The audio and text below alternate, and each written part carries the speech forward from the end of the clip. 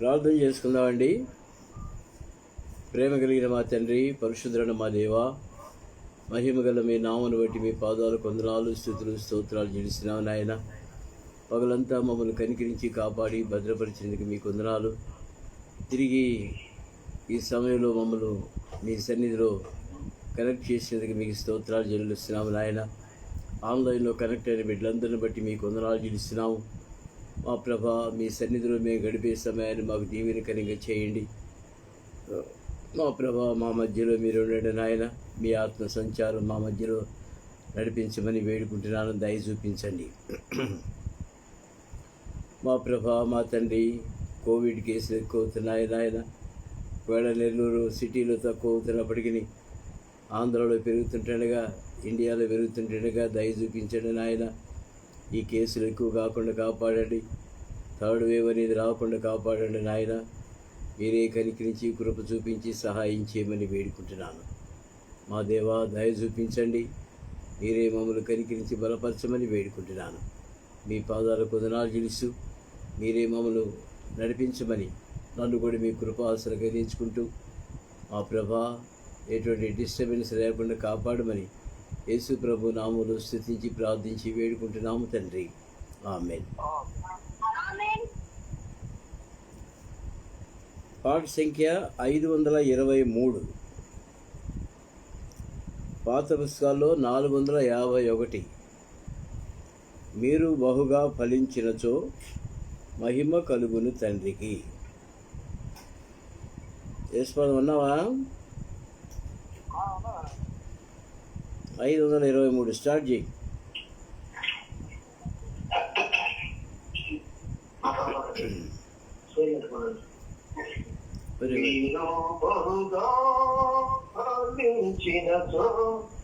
మహిమా కలుగును తండ్రికి.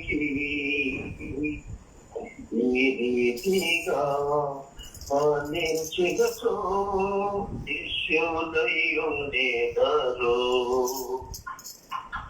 ఈ రీతిగా పాలించినచో శిష్యులై ఉండేదారు. మీరు కట్టిన తోటవలే నీటియుటవలే నుండెదరు. మీరు కట్టిన తోటవలే నీటియుటవలే నుండెదరు. క్షమములో తృప్తినిచ్చి క్షేమముగా మిమ్ము నడిపించును.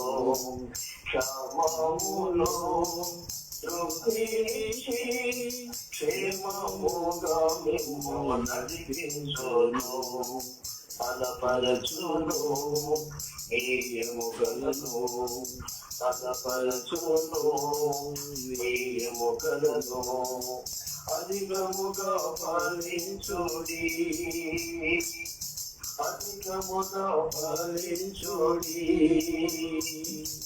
మీరు బహుగా ఫలించినచో మహిమా కలుగును తండ్రికి. ఈ రీతిగా ఫలించినచో శిష్యులై ఉండేదారు.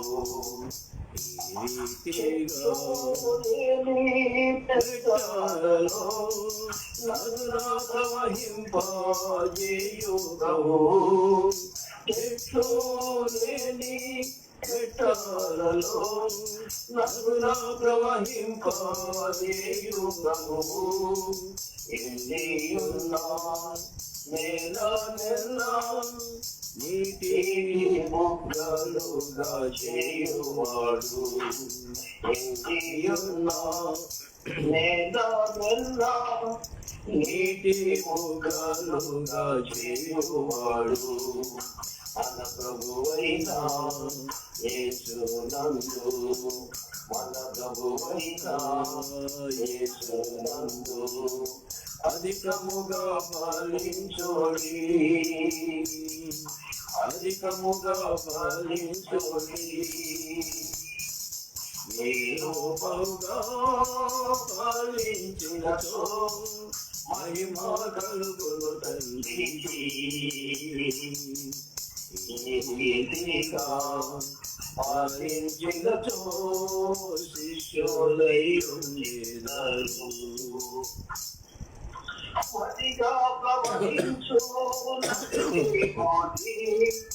విస్తరింపజేయు తన శాంతిని వడిగా ప్రవహించు నదిని బోలి విస్తరింపజేయు తన శాంతిని ఐశ్వర్యముతో నింపు మేము మొదిమే వరకు మేము మోయువాడు ఐశ్వర్యముతో నింపు మేము మొదిమే వరకు మేము మోయువాడు మన ప్రభువైన యేసునందు మన ప్రభువైన యేసునందు అధికముగా పాలించుడి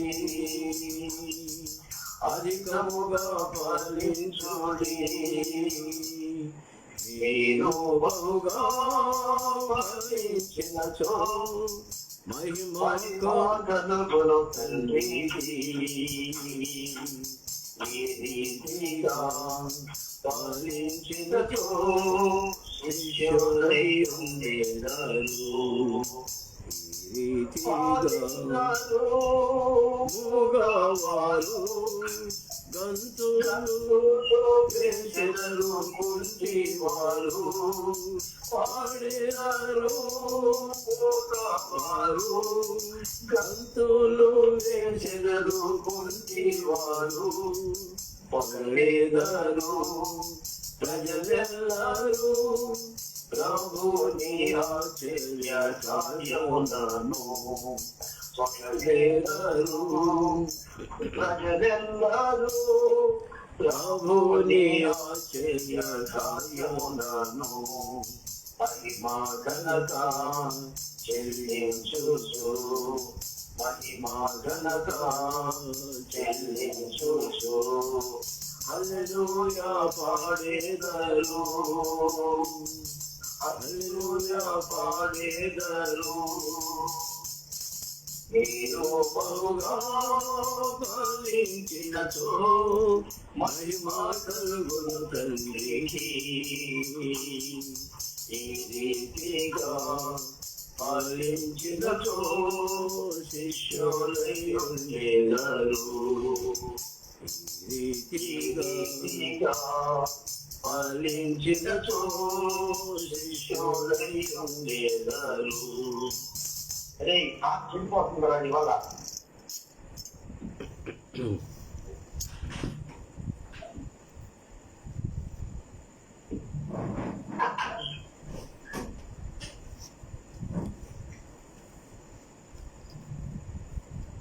రూతు గ్రంథము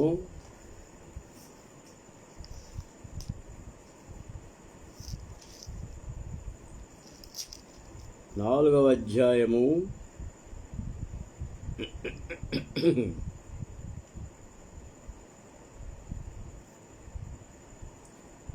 5 వచనాలు చదువుకుందాం అండి.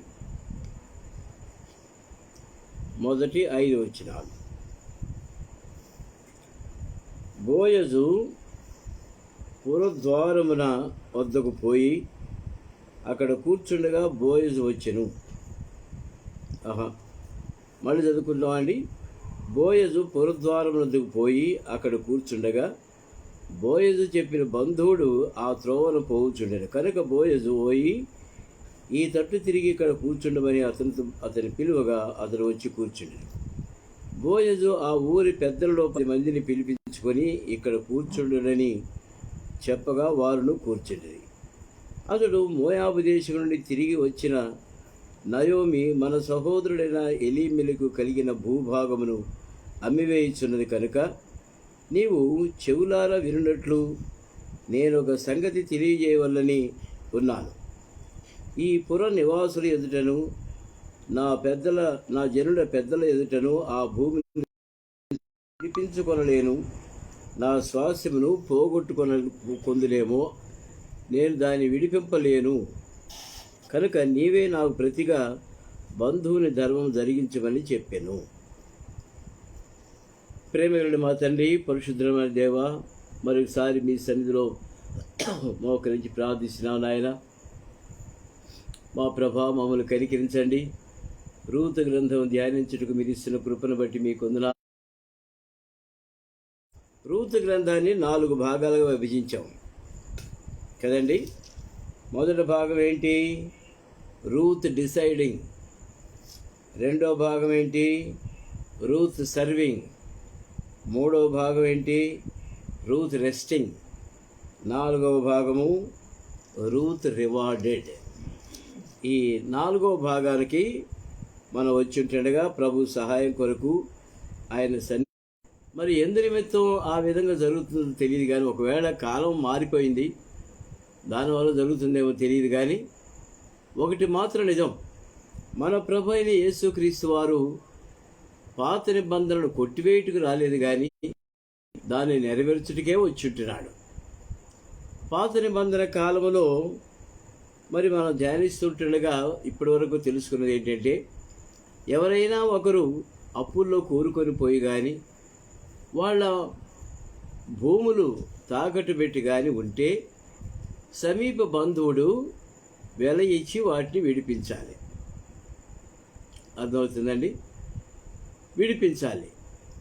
అయితే దీన్ని భూములు విడిపించినంత మాత్రంలో ఒక భాగం నెరవేర్చడం సరిపోయింది, కానీ రెండో భాగం ఏంటి ఆ చట్టంలో ఉండేది?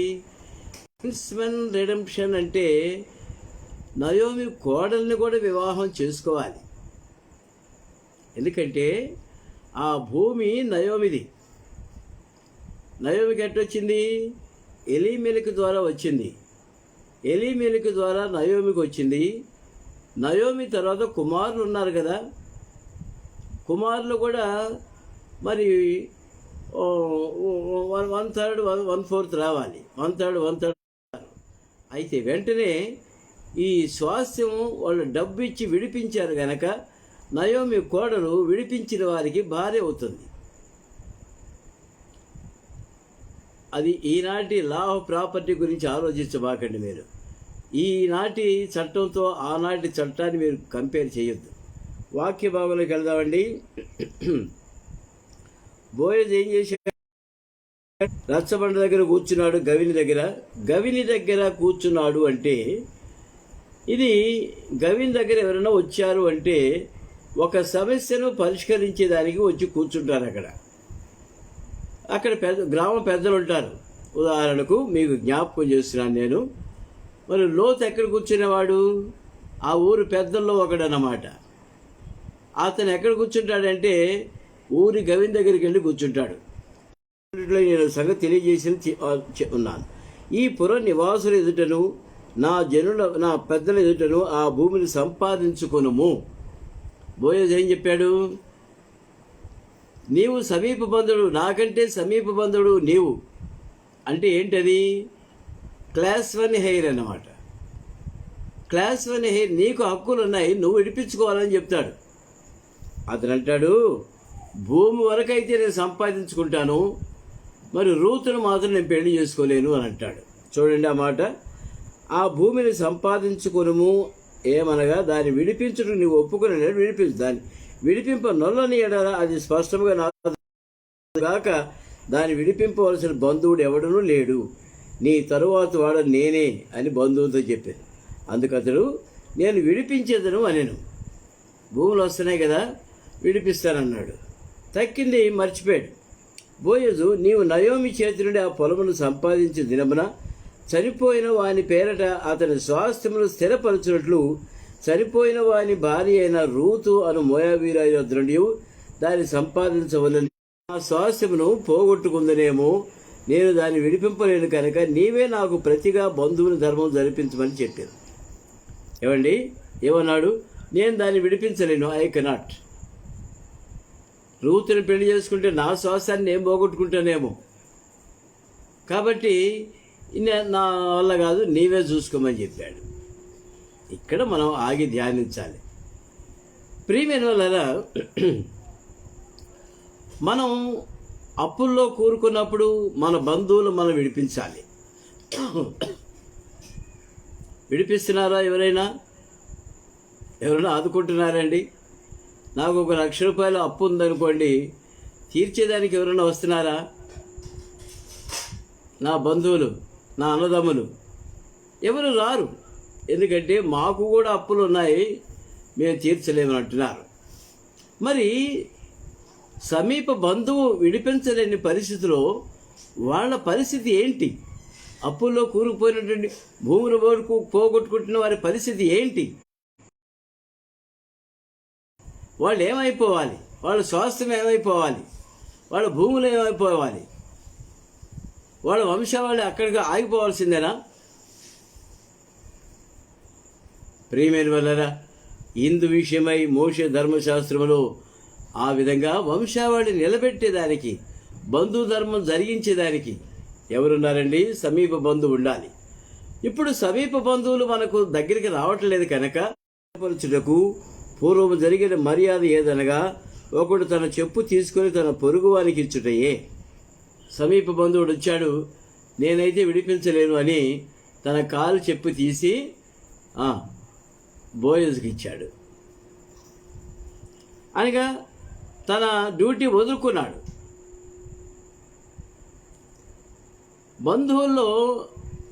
బంధువుల్ని విడిపించాలన్న ఇంగిత జ్ఞానం బంధువులకు ఉండలేదు.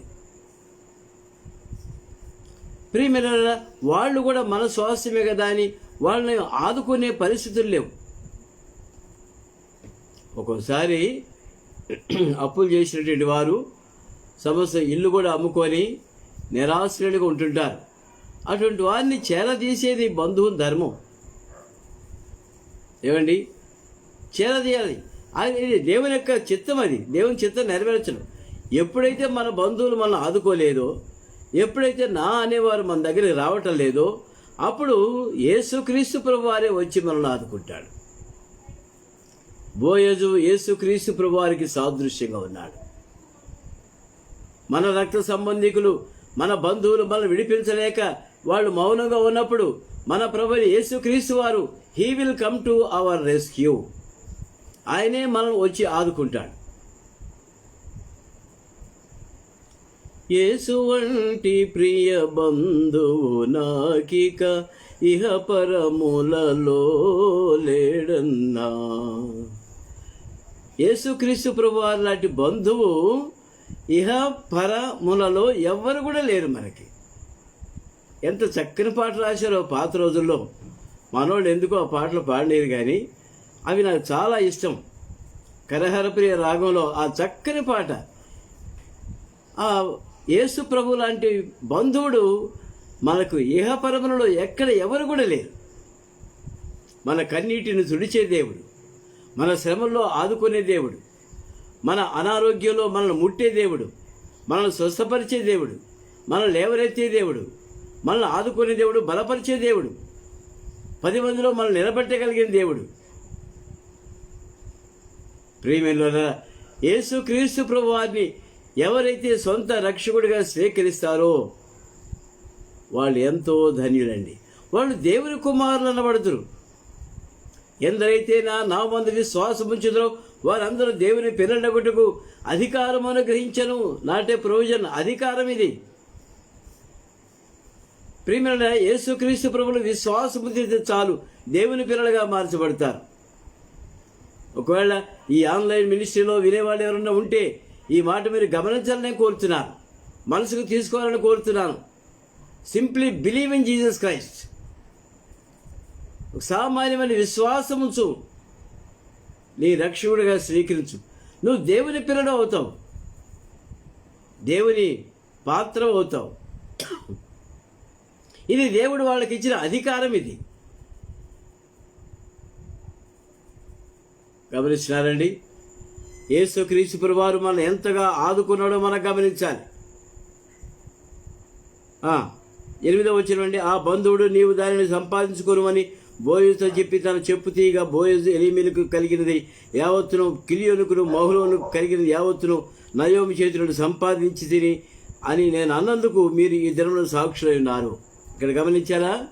లా ఆఫ్ ఇన్హెరిటెన్స్ ఇక్కడ కనిపిస్తుంది. గమనించారా? గమనించండి, మళ్ళీ చదువుతాను. ఎలీమెలుకును కలిగినది యావత్తును, కిల్యోనుకును మహులోనుకును కలిగినది యావత్తును నయోమి చేతి నుండి సంపాదించితని నేను అన్నందుకు మీరు ఈ దినమున సాక్షులై ఉన్నారు. ప్రియమైన వల్ల మరి 1/2 కానీ 1/3 కానీ ఆ భాగాలు అట్ట పెట్టండి. ఆ విధంగా మొత్తం ఆస్తిని సంపాదించుకొని స్వాస్థ్యమును స్థిరపరచినట్లు చనిపోయిన వారి పేరు అతని సహోదరుల నుండి అతని స్థలము యొక్క ద్వారము నుండి కొట్టివేయబడకుండినట్లు నేను మహులోను భార్య అయిన రూతును మోయాబీరాలను పెళ్లి చేసుకొనిచున్నాను. ఎంత చక్కని ఆశీర్వాదం అండి. It's a reward to Ruth. తన ప్రవర్తన అంత బాగుంది గనక బోయజు రూతును పెళ్లి చేసుకోగలిగాడు. 2 ధర్మాలు జరిగించాడు. ప్రాపర్టీ విడిపించాడు, స్వాస్థ్యాన్ని నిలబెట్టాడు. కనుక ప్రాపర్టీ లాస్ మళ్ళీ మీకు చెప్పనక్కర్లేదండి. మొదటిది law of redemption of the property. రెండవది ఏంటండి? స్వాస్థ్యాన్ని నిలబెట్టడం. ఆదుకొని రూతుని పెళ్లి చేసుకొని స్వాస్థ్యాన్ని నిలబెట్టడం అనేది రెండవది. ఈ 2 బోయజు జరిగించాడు. మన ప్రభు అయిన యేసుక్రీస్తు వారు మరి మనను సంఘంలో మనం విశ్వాసిగా ఉంటుండగా ప్రభు ఏం చేస్తున్నాడండి? పాపం అనే అప్పులో నుంచి మనల్ని బయటికి విడిపించాడు. పాప కోపం నుండి పైకి లాగాడు. పరిశుద్ధులుగా తీర్చాడు. తన సంఘంలో ఉంచుకున్నాడు. తన సంఘాన్ని సిద్ధపరిచాడు. అది కళంకము కానీ ముడత కానీ అట్టిది ఏది కూడా లేకుండా వాక్యంతో ఉదక స్నానం చేత సంఘాన్ని సిద్ధపరిచాడు. ఇట్టి సంఘాన్ని ఆయన పైకి తీసుకెళ్తున్నాడు ర్యాప్చర్లో. తర్వాత ఆ సంఘాన్ని దేవునికి అప్పగిస్తాడు. ఆ సంఘాన్ని యేసుక్రీస్తు ప్రభువారు పరిణయమాడతాడు. గమనిస్తున్నారండి? రూతు గ్రంథంలో ధ్యానించవలసిన ప్రాముఖ్యమైన అంశాలు ఇవి. కనుక రూతుని ఏ విధంగా బోయజు పరిణయమయ్యాడో అలాగే సిద్ధపరచబడిన సంఘాన్ని దేవుని చేత అప్పగించి దేవుని దగ్గర నుండి ఆ కన్యకును పొంది యేసుక్రీస్తు ప్రభువారు వివాహం ఆడతాడు. కనుకనే 2 కొరింథీ 11వ అధ్యాయం నుండి ఒక్కటే పురుషునికి నిన్ను ప్రధానము చేసి తిని. మన సంఘాన్ని యేసుక్రీస్తు ప్రభువారు ఒక్కరికే ప్రధానము చేయబడిన సంఘం ఇది. ఎంత గొప్ప ధన్యత అండి. ఈ దినాల్లో ఇక్కడ మనం ఎన్నో పరిస్థితులు ఉన్నప్పటికీ ఈ పరిస్థితులన్నిటినీ మార్చివేసి నామరూపాలు లేకుండా చేసి నూతన జన్మ ఇచ్చి నీకు నూతన శరీరం ఇచ్చి పైకి తీసుకుని వెళ్ళి దేవునికి అప్పగిస్తాడు. ప్రియమైన అక్కడ సంఘం ఎట్టుంటుందండి? ప్రభు సన్నిధిలో తెల్లని వస్త్రములు ధరించుకొని సిద్ధపరచబడిన అలంకరించబడిన పెండ్లి కుమార్తె వలె ప్రభు సన్నిధిలో నిలబడుతుంది. అప్పుడు పాటలో ముందుకెళ్దామండి.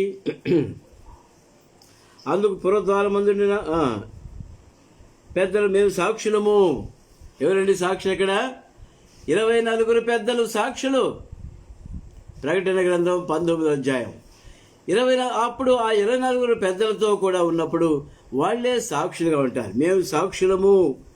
గమనించండి, రూతు గ్రంథం చిన్నది కాదు, సామాన్యుల మాటలు కావి, బరువైన మాటలు, గ్రహించడానికి శక్యము కాని మాటలు ఉన్నాయి ఇక్కడ.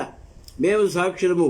యెహోవా నీ ఇంటికి వచ్చిన ఆ స్త్రీని ఇశ్రాయేలు వంశం వర్ధిల్లింపజేసిన రాహేలును పోలిన దాని వారు లేయాను పోలిన దాని గారు చేయురుగాక. ఎంత చక్కని ఆశీర్వాదం అండి. ఎఫ్రాతాలో నీవు క్షేమాభివృద్ధి కలిగిన వాడవై బెత్లెహేములో నీవు ఖ్యాతి నుందుగాక. యెహోవా ఈ యవనురాలి వలన నీకు దయచేసి సంతానమును నీ కుటుంబమును తామారు యోధా కలిగి పెరిసు కుటుంబాలను ఉండునుగా కనిది. కాబట్టి బోయజు రూతుని పెళ్లి చేసుకుని ఆమె వద్దకు పోయినప్పుడు యెహోవా ఆమె గర్భవతిగినట్లు అనుగ్రహించెను కనుక ఆమె కుమారుని కనెను. అప్పుడు ఆ స్త్రీలు ఈ దినమున నీకు బంధువుడు లేకుండా చేయని యెహోవా స్తుతినందునుగాక. మళ్ళీ వచ్చింది బంధువుడు మాట. బంధువులు ఎవరు లేరనుకోండి దుఃఖపడుతున్నారు కదా. మోయాబు దేశం నుంచి వచ్చిన తర్వాత దుఃఖపడుతున్నారు వాళ్ళు. ఇప్పుడు బంధువులు లేకుండా చేయనటువంటి దేవుడు స్తుతింపబడును గాక. కనుక నీకు బంధువులు ఇచ్చిన దేవుడు స్తుతింపబడును గాక. 2 మైనస్లు పెట్టాడు, అక్కడ ప్లస్ పాయింట్ అవుతుంది. కనుక ప్రియమైన వల్ల స్తుతింపబడును గాక. నిన్ను ప్రేమించి 7 కుమారుల కంటే కూడా నీకు ఎక్కువగా నీ కోడలు అతని కనిను కనుక ఇతడు నీ ప్రాణం ఓదార్చి ముసలితనంలో నీకు పోషకుడని నయంతి చెప్పిరి. ఏమండి, ఆ బిడ్డ ఎదిగి పెద్దవాడై ముసలితనంలో నేను పోషిస్తాడు. నయోమిని పోషిస్తాడు. నయోమి అనబాకండి, నన్ను మారానండి అని చెప్పింది. మారా అని ఎవరు అనలేదు, కానీ మళ్ళీ మధురంగా మారిపోయింది. కవిగిట్టు ఉంచుకొని దాదిగా ఉండేను. ఆమె పొరుగు స్త్రీలు నయోమి కొరకు కుమారుడు పుట్టినని చెప్పి అతనికి ఓబేదు అని పేరు పెట్టింది. ఏం పేరండి? ఓబేదు. ఓబేదు అంటే ఏంటి తెలుసా అండి? వర్షిప్. ఓబేదు అంటే ఆరాధన. ఎంత చక్కని పేరు పెట్టారు. ఆ స్త్రీలు ఎవరండి అక్కడ? నిన్న ఆరాధన వర్తమానంలో మనం విన్నాం. ఆ స్త్రీలు ఎవరు జ్ఞాపకం అండి మీరు? నీ దయనొందిన స్త్రీలలో రాజుల కుమార్తెలున్నారు. నీ దయనొందిన స్త్రీలలో రాజుల కుమార్తెలున్నారు. అంతఃపురంలో మరి ఆమె కేవలం మహిమ కలిగినది, సంఘము మహిమ కలిగినది. అంతఃపురంలో స్త్రీలందరూ కూడా వాళ్ళంతా రాజుల కుమార్తెలు అయిపోయినారు. రాజులని యాజక సమూహంగా చేసేటువంటి స్త్రీలు, సంఘంలో ఉన్న విశ్వాసంతో ఉన్నటువంటి స్త్రీలు ఏం పేరు పెట్టారండి? ఆరాధన అని పేరు పెట్టారు. ఆరాధన ఎవరైనా పెట్టుకున్నారా మన పిల్లల్లో? నేను కూడా ఎవరికి సజెస్ట్ చేయలేకపోయాను. ఆరాధనని పెట్టుకుంటే ఎంత బాగుండేది. కీర్తన అని పెట్టాం, కానీ ఆరాధనని పెట్టింది. అతడు దావీదునికి తండ్రి అయిన యెషయా యొక్క తండ్రి. ఎంత ఆశీర్వాదం చూడండి. ఎవరండి? ఓబేదు యెషయాని కనెను, యెషయా దావీదుని కన్నాడు. పెరెసు వంశావళి ఏదనగా పెరెసు హెస్రోనుడు కనెను, హెస్రోను రామును కనెను, రాము అమ్మినాదాబును కనెను, అమ్మినాదాబు నయస్సును కనెను, నయస్సును షల్మాను కనెను, షల్మాను బోయజును కనెను, బోయజు ఓబేదును కనెను, ఓబేదు యెషయాని కనెను, యెషయి దావీదును కనెను. దావీదు మన ప్రభువైన యేసుక్రీస్తు యొక్క వంశావళి ఎక్కడుందండి? ఇది నేను రిఫరెన్స్లు చెప్పకుండా ఈ దినం కంప్లీట్ చేయాలని చెప్పాను. మత్తయి సువార్త 1వ అధ్యాయము 1 నుంచి 7 వచనాల్లో మనం చదవగలం. మొదటి దినవృత్తాంతములు 2వ అధ్యాయము 4 నుంచి 15 వచనాలు చదవండి. వంశావళి అక్కడ కనిపిస్తుంది. మత్తయి సువార్తల కంటే కూడా చాలా క్లియర్గా ఉండేది. మొదటి దినవృత్తాంతుల గ్రంథము 2వ అధ్యాయము 4 నుంచి 15 వచనాలు. కనుక ప్రియమైనవారా, మన ప్రభు అయిన యేసు క్రీస్తు ప్రభు యొక్క వంశవాణి దావీదు కుమారుడా నన్ను కనికరించమని కేకలు వేశారు. ఎవరిని చూసినప్పుడు? యేసు ప్రభువును చూసినప్పుడు. దావీదు యెషయా ముద్రుడి చిగురు పుట్టును. దావీదు సంతానంలో నుంచి యేసు క్రీస్తు ప్రభువారు వచ్చారు. కనుక యూదయ దేశపు బెత్లెహేమా, యూదా ప్రధానులు ఎంత మాత్రమో అల్పమైనదోనవి కావు. రక్షకుడు నీలో నుండి వచ్చును. ప్రియమైన మన ప్రభు యేసుక్రీస్తు వారు ఆయన ఈ లోకానికి రావటానికి కారణం ఏంటంటే, మొట్టమొదట మనకు బంధుధర్మం జరిగించడానికి వచ్చాడు. బంధుధర్మం అంటే చిన్న మాట కానే కాదు. బంధుధర్మం జరిగించి ఈ సంఘాన్ని పరిణయం ఆడేదానికి వచ్చాడు. సంఘాన్ని సిద్ధపరుస్తున్నాడు. ఈ దినాల్లో మనమే నేర్చుకోవట్లేదు, ట్రైనింగ్ ఇస్తున్నాడు, నేర్చుకోవట్లేదు. ఆరాధన చేయాలంటే 10 మంది నన్ను మెచ్చుకోవాలన్నట్టుగా చేస్తామే కానీ నా ఆరాధన ప్రభు ఆలకించాలి, సంతోషించాలి అనే మనసుతో మనం చేసేది నేర్చుకోవాలి. గొప్ప గొప్ప భాష ప్రావీణ్యత ఆరాధనలో అవసరం లేదు. వచ్చిరాని మాటలతో కేవలము నీ హృదయం నుంచి ఇచ్చి 2 మాటలు చాలు. ఓబేదని పేరు పెట్టారు, ఆరాధన అని పేరు పెట్టారు. కనుక ప్రియమైన మన హృదయంలో ఓబేద్ అనేవాడు జన్మించాలి. ఆరాధన అనేది మన హృదయంలో జన్మించాలి. అక్కడి ఆరాధన రావాలి. ప్రభువు కోరుకునేది ఆరాధనే. ప్రియమైన వలన ఈ బోయజ్ యొక్క బంధుధర్మం ద్వారా మన ప్రభుని యేసుక్రీస్తు వారు మనకు జ్ఞాపకం చేయబడ్డారు. దేవుడు తన వాక్య భావం దీవించను గాక. ప్రార్థనలో ప్రవేశిస్తామండి.